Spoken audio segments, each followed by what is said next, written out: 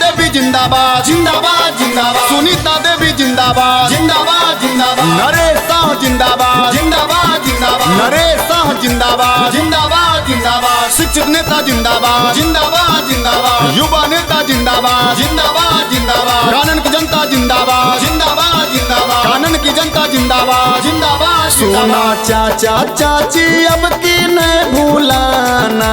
है, सोना भैया भौजी अब की न भूलाना है, सुनीता देवी जी को अब की जिताना है, कानन पंचायत के पंचायत समिति बनाना है, सोना चाचा चाची अब की न भूलाना है, सोना भैया भौजी अब की न भूलाना है, नरेश साह जी को अब की जिताना है, कानन पंचायत के पंचायत समिति बनाना है। नरेश साह जिंदाबाद जिंदाबाद जिंदाबाद, नरेश साह जिंदाबाद जिंदाबाद जिंदाबाद, सुनीता देवी जिंदाबाद जिंदाबाद जिंदाबाद, सुनीता देवी जिंदाबाद जिंदाबाद जिंदाबाद, कानन पंचायत की जनता जिंदाबाद जिंदाबाद जिंदाबाद, कानन पंचायत की जनता जिंदाबाद जिंदाबाद जिंदाबाद, सभी ने मन में ठाना है सुनीता देवी जिताना है।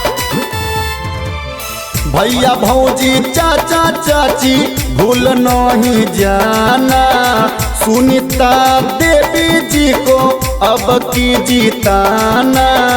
अब की जिताना, भैया भौजी चाचा चाची भूल नहीं जाना, सुनीता देवी जी को अब की जिताना, कौनो वोटा काटा बन के बात में नहीं आना है, सब विरोधियन को अब की दिखाना है, सुनीता देवी जी को पंचायत समिति बनाना है, कानन पंचायत से इनको ही जिताना है। सुनीता देवी जिंदाबाद जिंदाबाद जिंदाबाद, भैया चाचा भूल न जाना, सुनीता देवी को जिताना, भैया भौजी भूल न जाना, सुनीता देवी को जिताना, चाचा चाची भूल न जाना, नरेश साह को जिताना, नरेश साह जिंदाबाद जिंदाबाद जिंदाबाद, सुनीता देवी जिंदाबाद जिंदाबाद जिंदाबाद, कानन की जनता जिंदाबाद जिंदाबाद जिंदाबाद, क्यों पड़े हो चक्कर में, कोई नहीं है टक्कर में। नरेश साह जी समाज से भी है दिलादार हो, भाईचारा सबसे रखो है, समझो है घर परिवार हो, समझो है घर परिवार हो, गली नाली सड़क बनबई तो गरीब के हक दिलैता हो, इंदिरा आवास और वृद्धा पेंशन राशन कार्ड बनबैता हो, केकरो बहकावा में इधर उधर न जाना है, जो ना समझे उसको भी समझाना है, सुनीता देवी जी को पंचायत समिति बनाना है, कानन पंचायत से इनको ही जिताना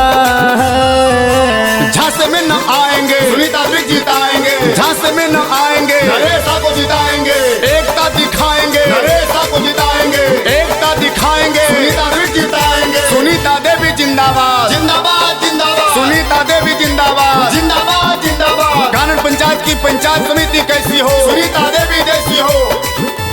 हाँ हाँ तोहनी पर टिकल छै नखा के आस हो, सुनीता देवी के जिताब करथिन पूरा विकास हो, करथिन पूरा विकास हो, कन्हैया बिहारी कहे तोहनी से बार बार, सुनीता देवी के जिताब सब मिल के अब की बार, कानन पंचायत का नसीब चमकाना है, सुनीता देवी जी को अब की जिताना है, नरेश साह जी को पंचायत समिति बनाना है, कानन पंचायत से इनको ही जिताना है।